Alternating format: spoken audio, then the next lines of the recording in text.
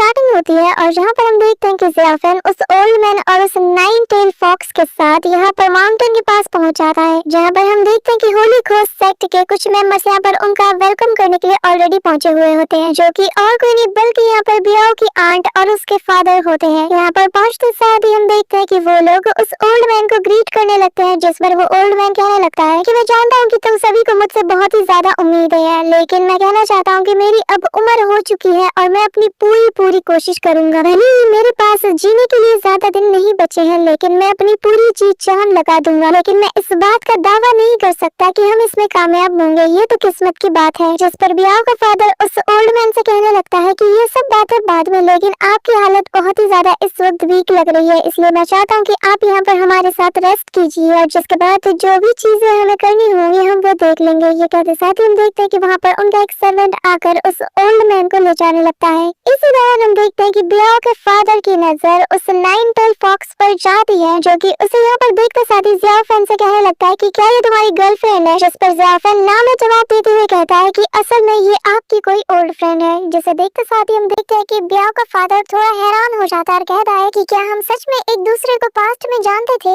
जिस पर हम देखते हैं कि बाई शाओ कहने लगती है कि क्या शाओची ठीक है? यहाँ पर अपनी डेड वाइफ का सुनते साथ ही उसे उसकी पुरानी मेमोरीज याद आना शुरू हो जाती है और फिर बियाओ का फादर हैरानी के साथ कहता है कि क्या तुम वही हो? जिस पर वो नाइन टेल फॉक्स लेडी कहने लगती है कि हाँ, तुमने मुझे सही समझा। इसी के साथ कुछ देर बाद का सीन दिखाया जाता है, जहाँ पर हम देखते हैं कि ज़ियाफ़िन आते साथ ही सीधा यहाँ पर बियाओ के पास पहुँच जाता है। उसके हाथ में एक फूल भी होता है और फिर उसे ले जाकर उसके पास रख देता है। यहाँ पर हम देखते हैं कि बहुत से ऐसे फ्लावर्स होते हैं, जिससे कि हर बार ज़ियाफ़िन जब भी बियाओ से मिलने आता था तो उसके लिए एक ऐसा ही फ्लावर लेकर आता था, जिसके बाद वो उसके पास आकर बैठ जाता है और फिर वो उसके पास आकर उससे कहता है कि चिंता मत करो, तुम जल्द से जल्द मेरे पास वापस आ जाओगी, क्योंकि तुम्हें गए हुए 10 साल बीत चुके हैं और 10 साल कम नहीं होता। मैं तुम्हें बहुत ही ज्यादा मिस करता हूँ, इसलिए मुझे यकीन है कि तुम वापस जरूर आओगी। इसी दौरान सीन वापस से शिफ्ट होता है और हमें यहाँ पर बियाओ के फादर और उसी नाइन टेल फॉक्स को दिखाया जाता है, जहाँ पर वो दोनों ही बियाओ के मदर की पेंटिंग के सामने होते हैं और उस पेंटिंग को देखते साथ ही वो फॉक्स लेडी यहाँ पर उसकी तारीफ करते हुए कहती है कि मानना पड़ेगा, तुम्हारी पेंटिंग स्किल्स पहले से कई गुना ज्यादा बेहतरीन हो चुकी है और इस पेंटिंग को सामने से देखना ऐसा लगता है कि जैसे कि शाओची मेरे सामने ही खड़ी हो। यहाँ पर अपनी डेड वाइफ की पेंटिंग को देखते साथ ही वो दोबारा से उसके यादों में खो जाता है और फिर कहने लगता है कि मुझे हमेशा से इस बात का रिग्रेट रहता है कि मैं शाओची को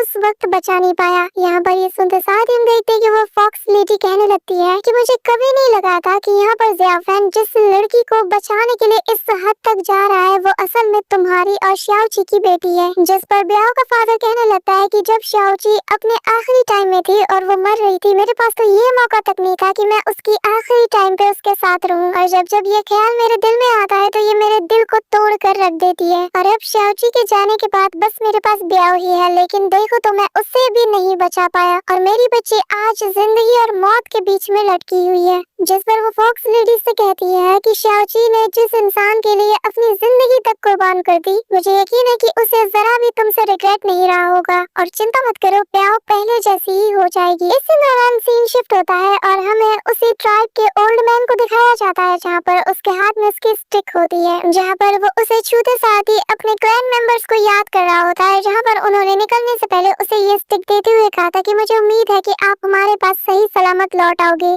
जिस पर वो ओल्ड मैन उन सभी से कहने लगता है कि मैं जिस सफर पे जा रहा हूँ मुझे नहीं लगता कि उससे वापस आना भी मेरा मुमकिन होगा, इसलिए तुम सभी को अपना अपना ख्याल रखना होगा और हमारे क्लैन को प्रोटेक्ट करना होगा। और वैसे भी मेरा आखिरी वक्त आ चुका है और इस वजह से मैं एक आखिरी बार किसी जरूरतमंद की मदद करना चाहता हूँ। इसी दौरान सीन शिफ्ट होता है और हमें द ग्रेट 10,000 माउंटेन का सीन दिखाया जाता है, जहाँ पर कि वही बंदा मौजूद होता है जो कि पहले उस मास्क्ड मैन को यहाँ पर रोकने आया था। इसी दौरान हम देखते हैं कि उसके आसपास बहुत ही रेड कलर का डार्क फॉग होता है और चारों तरफ से डेमोनिक बीस्ट के चिल्लाने की आवाजें आ रही होती है। इसी दौरान हम देखते हैं कि यहाँ पर रिवाइव हुआ वही पर्सन जिसे कि एनिमल गॉड भी कहा जाता है वो आ जाता है और जैसे ही उसके सामने वो बंदा होता है वो सेकंड्स में उसके पास जाकर उसके बॉडी के 3 हिस्से कर देता है। इसी दौरान हम देखते हैं कि उस एनिमल गॉड गॉड के सामने लिंग लॉन्ग का स्टैचू होता है, जिसके पास जाती वो कहने लगता है कि लिंग लॉन्ग, आखिर तुमने ऐसा क्यों किया? तुमने उन डिमोनिक बीस्ट के लिए अपनी जान कुर्बान कर दी। क्या वो सभी चीजें तुमसे भी ज्यादा इम्पोर्टेंट थी? ये कहते साथ ही हम देखते हैं कि वो उस पर गुस्सा करना शुरू कर देता है, जिसके बाद वो हवा में फ्लोट करके उसे सीधा जाकर हक कर लेता है। कहने लगता है कि पर तुम्हें एक बात बताऊं, तुमने जो कुछ भी किया मुझे उससे तुमसे कोई शिकायत नहीं। अगर तुम मुझे मरा हुआ देखना चाहती थी तो तुम्हें बस वो वर्ड कहना था, ना कि खुद को ऐसा सैक्रिफाइस करना। यहाँ पर हम देखते हैं कि वो उसे हक करते हुए ये सारी बातें कह रहा होता है। इसी दौरान वहाँ पर बारिश शुरू हो जाती है, जहाँ पर वो बीस्ट गॉड यहाँ पर लिंग लॉन्ग को हक करते हुए रो रहा होता है। इसी दौरान सीन शिफ्ट होता है और हमें ब्याओ को दिखाया जाता है, जहाँ पर वो अनकॉन्शियस होकर लेटी हुई थी। साथ ही वहाँ पर वो ओल्ड मैन और बाकी के लोग भी आ जाते हैं। जहाँ पर आते साथ ही हम देखते हैं कि वो ओल्ड मैन पहले तो उन दो बेल्स को देखना शुरू कर देता है, जिसके बाद वो अपना हाथ उठाकर अपनी स्पिरिचुअल एनर्जी से उसे टच करता है। लेकिन हम देखते हैं कि फिर भी उन बेल्स में ज्यादा कुछ हलचल नहीं होती और ऐसे ही तीसरी ट्राई में हम देखते हैं कि वो बेल अपने पास से अपने ऑरा को रिलीज करना शुरू कर देता है और हवा में फ्लोट करता है। इसी दौरान वो ओल्ड मैन अपनी पूरी कोशिश करना शुरू कर देता है और उस बेल पे लगे उन सील्स को तोड़ना भी शुरू कर देता है, ताकि इसके अंदर से ब्याओ की सोल बाहर आ जाए। यहाँ पर ये सारी कोशिश करते दौरान हम देखते हैं कि अचानक से उस बेल के ऊपर लगा वो सिक्योरिटी सील एक्टिवेट हो जाता है, जिससे हम देखते हैं कि जब वो ओल्ड मैन उस सील को ब्रेक करने की कोशिश करता है तो अचानक से उस सील के अंदर से बहुत ही पावरफुल एनर्जी निकलती है, जो कि उस ओल्ड मैन पर अटैक कर देती है, जिससे कि वो ओल्ड मैन दूर धकेलता हुआ चला जाता है। इसी दौरान हम देखते हैं कि ब्याओ का फादर आकर उस ओल्ड मैन को थाम लेता है कि तभी वो सील दोबारा से एक और प्रोटेक्टिंग सील को एक्टिवेट करते हुए अटैक करने वाला होता है। कि इसी दौरान हम देखते हैं कि ज़ेओफेन आगे आ जाता है और अपने उस स्टिक से वहाँ पर एक शील्ड को बनाना शुरू कर देता है, जो देखकर ज़ेओफेन यहाँ पर कहने लगता है कि ये हेहुआन बेल है और अगर इस बेल को अपने मास्टर से दूर किया जाए तो ये ऐसे ही रिएक्ट करता है। इसी दौरान हम देखते हैं कि वो फॉक्स लेडी जैसे ही उस ऑरा को फील करती है तो वो भी अपने नाइन टेल की मदद से यहाँ पर उस बेल को वापस से ब्याओ के ऊपर रख देती है, जिससे सब कुछ पहले जैसा नॉर्मल हो जाता है। और फिर वो ओल्ड मैन हाँफते हुए कहता है कि यहाँ पर इस लड़की की जो रिमेनिंग कॉन्शियसनेस है वो अभी भी इस बेल के अंदर कैद है और अगर हमें उसे एक्सट्रैक्ट करना है तो हमें सबसे पहले इसे हेहुआन बेल पर लगे उस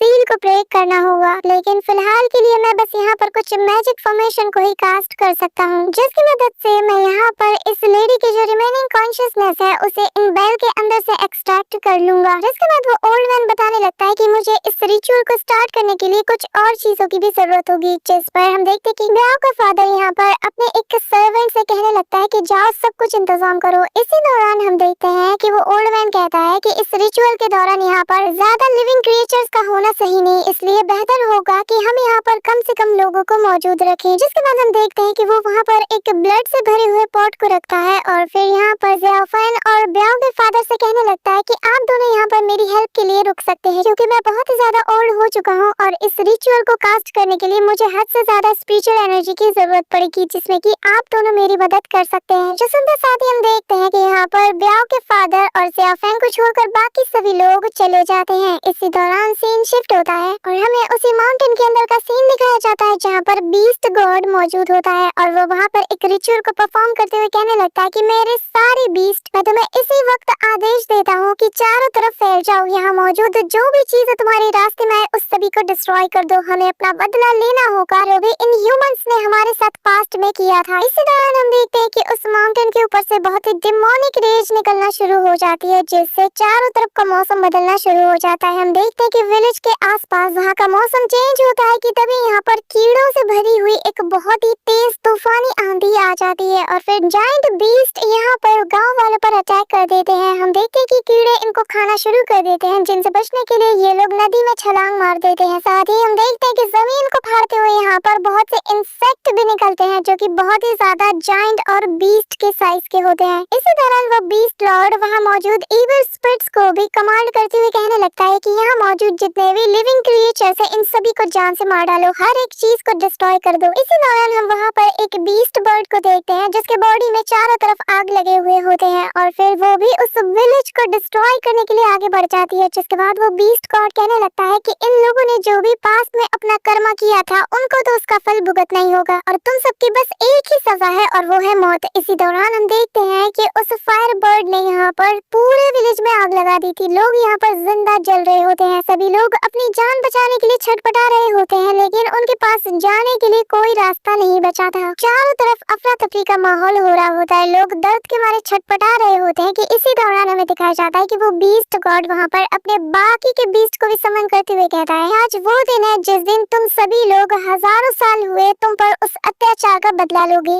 इसी दौरान हम देखते हैं कि वहाँ पर एक जायंट बीस्ट निकलता है जो कि जमीन को फाड़ते साथ ही जैसे ही सरफेस पे आता है वो चारों तरफ तबाही मचाना शुरू कर देता है। यहाँ पर हम देखते हैं कि वो सरफेस में आते साथ ही अपने पैरों तले इंसानों को कुचल रहा होता है। वहीं दूसरी तरफ हमें बाकी के इंसेक्ट बीस्ट को दिखाया जाता है जो कि सरफेस में जितने भी घर होते हैं जो कि उनके रास्ते में आते हैं उन्हें पूरी तरीके से धराशायी कर देते हैं। वो सारे बीस्ट जिन्हें कि यहाँ पर लिंग लॉन्ग ने हजारों साल पहले उस केव के अंदर सील कर दिया था, वो सभी यहाँ पर वापस आकर अपने रास्ते में आने वाले हर एक चीज को नस्तनाबूद कर रहे होते हैं। इसी दौरान हम देखते हैं कि जायंट बीस्ट वहाँ पर एक घर के ऊपर चढ़ के तेजी से दहाड़ना शुरू कर देता है जैसे कि वो बाकी सारे बीस्ट का लीडर हो। इसी दौरान वो बीस्ट गॉड किंग लॉन्ग से कहने लगता है कि चिंता मत करो, मैं यहाँ पर सभी को जमीन के नीचे दफन कर दूंगा और फिर मैं तुम्हारे पास आ जाऊंगा तुम्हें लेने। इसी दौरान सीन शिफ्ट होता है और हमें फेंगजियान वैली का सीन दिखाया जाता है जहाँ पर उस सेक्ट के सारे लोग वहाँ पर मौजूद होते हैं इंक्लूडिंग वो थर्ड एल्डर भी। इसी के साथ ही हम देखते हैं कि वहाँ पर एक पावरफुल ऑरा चारों तरफ रिलीज हो जाता है और फिर हम देखते हैं कि वहाँ पर पहली बार फेंगजियान वैली का जो सेक्ट मास्टर है इनके सामने आता है, जहाँ पर जैसे ही उनका सेक्ट मास्टर उनके सामने आता है सभी के होश उड़ जाते हैं क्योंकि इन्होंने बहुत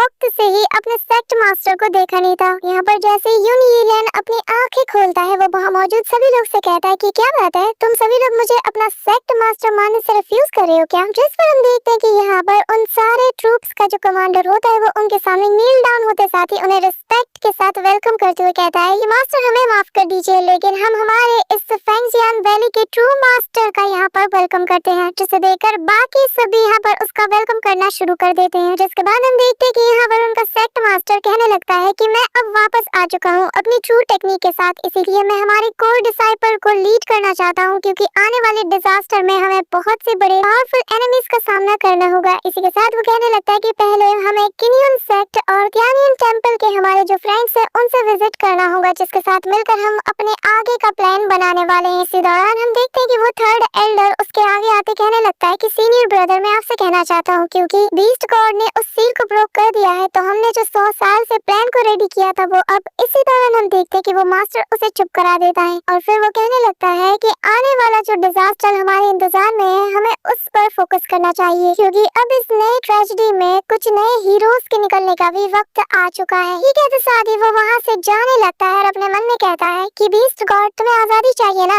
तो मैं इस पूरी दुनिया को तुम्हारे रास्ते में लगा दूंगा। इसी दौरान सीन शिफ्ट होता है और हमें उसी ओल्ड मैन को दिखाया जाता है जहाँ पर वो अपने हाथ को काट कर अपने ब्लड सैक्रिफाइसिंग टेक्निक का यूज कर रहा होता है, जिसके साथ ही हम देखते हैं कि वो वहाँ पर एक डिमोनिक रिचुअल को परफॉर्म करना शुरू कर देता है। जिसके बाद हम देखते हैं कि वहाँ पर उसका वो डिमोनिक ब्रश उसकी धुन पर नाचना शुरू कर देता है और फिर वो उस ब्लड से भरे हुए बकेट में कुछ ड्रॉ करना भी शुरू कर देता है। इसी दौरान वो अपने पास से एक इंस्ट्रूमेंट टाइप की चीज को निकालकर उसे बजाना शुरू कर देता है, जिसके साथ ही वो उससे ताल मिलाता है कि तभी हम देखते हैं कि सेकंड्स में ही अचानक से वो ओल्ड मैन जो कि अपनी मौत के कगार पे था अचानक से वो मिडिल एज्ड मैन में बदल जाता है और फिर उसके बाल भी काले हो जाते हैं, जहाँ पर वो अपने रिचुअल को आगे परफॉर्म करना शुरू कर देता है। जहाँ पर इस डेमोनिक रिचुअल में हम देखते हैं कि वो जो ब्रश था वो अपने आप मूव करते हुए वहाँ पर एक पैटर्न को बनाना शुरू कर देता है, जिससे यहाँ पर उस ओल्ड मैन के फेस पर भी एक पैटर्न सा बनने लगता है और चारों तरफ से रेड कलर की मिस्टीरियस सी गैस आकर यहाँ पर ब्याओ के बॉडी के चारों तरफ एक फॉर्मेशन को बना देती है। जिसके बाद वो ओल्ड मैन यहाँ पर ताल से ताल मिलाते हुए वहाँ पर ब्याओ के फादर और ज़ियाओफेन से कहने लगती है कि तुम दोनों को भी इस रिचुअल का पार्ट बनना होगा, लेकिन ध्यान रहे कि तुम कहीं मेरे इस रिचुअल में इंटरप्ट ना कर दो।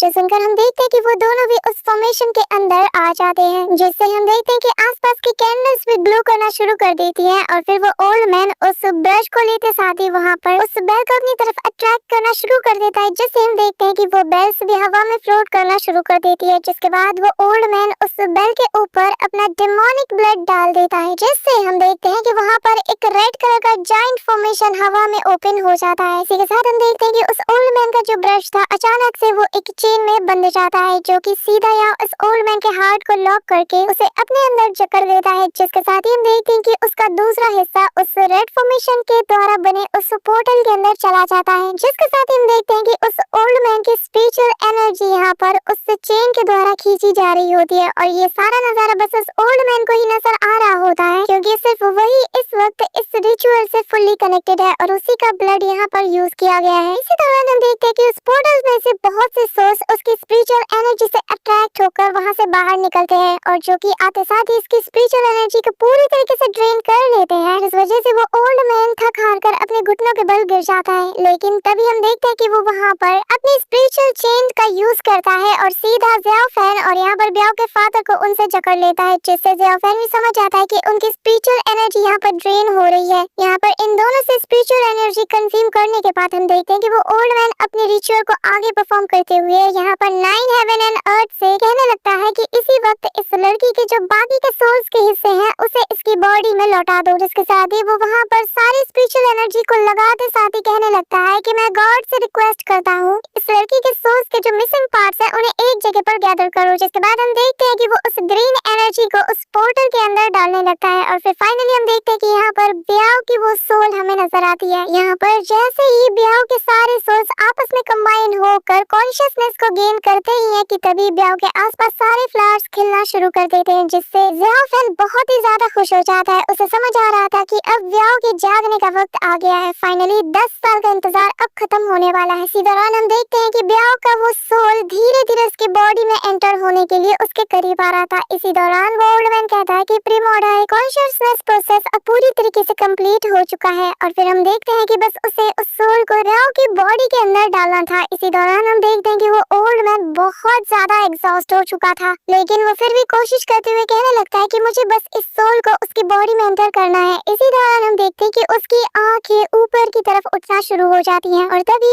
उन बेल्स में वहाँ पर फ्लक्चुएशन होना शुरू हो जाता है, जिससे हम देखते हैं कि वहाँ का सारा बैलेंस बिगड़ जाता है, जिससे आसपास की सारी कैंडल्स बुझ जाती हैं। इसी दौरान हम ज़ियाओफेन को देखते हैं, जहाँ पर उसके सामने ब्याओ नजर आ रही थी, जहाँ पर ब्याओ आते साथ ही उसका नाम पुकार कर उसकी तरफ देखना शुरू कर देती है, और यहाँ पर ब्याओ को अपने पास देखकर वो बहुत ही ज्यादा हैरान हो जाता है। लेकिन तब इसके सामने वो ब्रश जमीन में गिरकर चकनाचूर हो जाता है। इसी के साथ हम देखते हैं कि ब्याओ की सोल भी वहाँ से फेड होने लगती है, और ये सब कुछ अपनी कॉन्शियसनेस में ज़ियाओफेन देख रहा होता है, जहाँ पर वो देख रहा होता है कि धीरे धीरे यहाँ पर ब्याओ की पूरी सोल वहाँ से फेड हो जाती है। वो बस ब्याओ का नाम लेकर चिल्ला रहा होता है। इसी दौरान हम रियलिटी में देखते हैं, जहाँ पर ब्याओ की सोल पूरी तरीके से यहाँ पर शैटर्ड हो चुकी थी, जो देखकर ब्याओ का फादर और ज़ियाओफेन दोनों ही बहुत ही ज्यादा हैरान हो जाते हैं, और जिसका मतलब ये कि उनका ये रिचुअल जो कि ब्याओ को वापस लाने के लिए किया गया था वो अब पूरी तरीके से नाकाम हो चुका है। So that's it for today guys. I hope कि तुम सबको आज की ये वीडियो बहुत